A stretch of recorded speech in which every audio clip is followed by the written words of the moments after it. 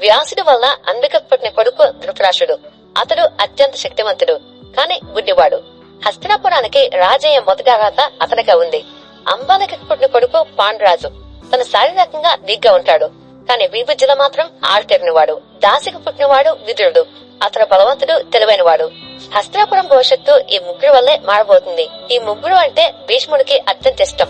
చాలా గాఢంగా పెంచాడు. వాళ్ళకి యుద్ధ విద్యలు, అస్త్ర విద్యలు, వేదాలు, నీతి శాస్త్రాలు అన్ని నేర్పించాడు. ధృతరాష్ట్రుడికి, పాండురాజుకి భీష్ముడికి తెలియకుండా పోటుబాటు జరిగేది.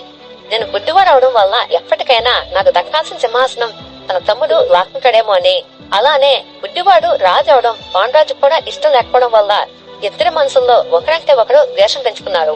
వీళ్ళు పెద్దవారయ్యారు. మొదటి సంతానం అవడం వల్ల ధృతరాష్ట్రుడికి హక్కుగా పట్టాభిషేకం జరిగి రాజయ్యాడు. పాండురాజు సేనాధిపతిగా ఉన్నాడు. ధృతరాష్ట్రుడు రాజు అయినప్పటికీ రాజ్యం నడిపించేది మాత్రం